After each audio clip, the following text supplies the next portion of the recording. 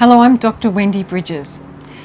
Abdominal pain, bloating, generally feeling just not right in the stomach.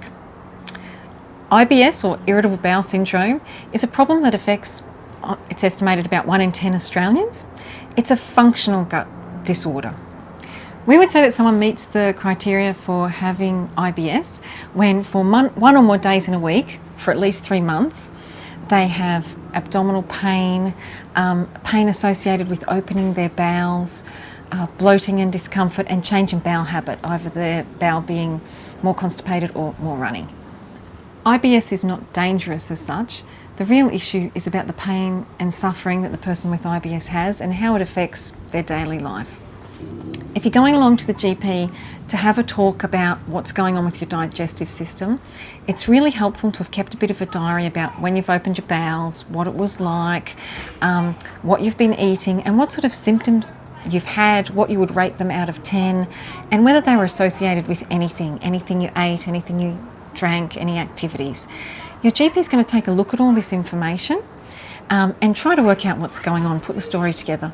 They're also going to ask you about some of the serious symptoms that we commonly think of being associated with more serious disorders than IBS.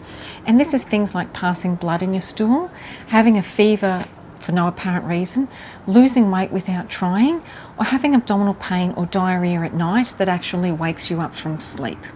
So once your GP's got the story, often they will need to feel your abdomen and do the PR exam. That's the finger up the back passage test.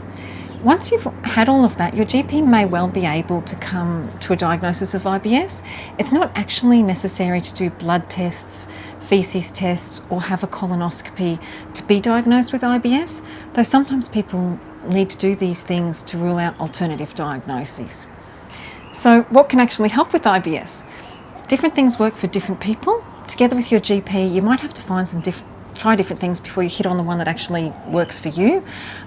Some things that help a lot of people with IBS is increasing your soluble and insoluble fibre, going on a low FODMAP diet, trying some prescribed medications for IBS, and general stress reduction and specific bowel-directed hypnotherapy.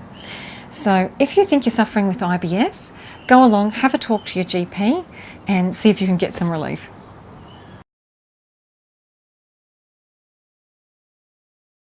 I'm Dr. Wendy Bridges. If you need health information from a reliable source, I'm a GP. Subscribe to my channel.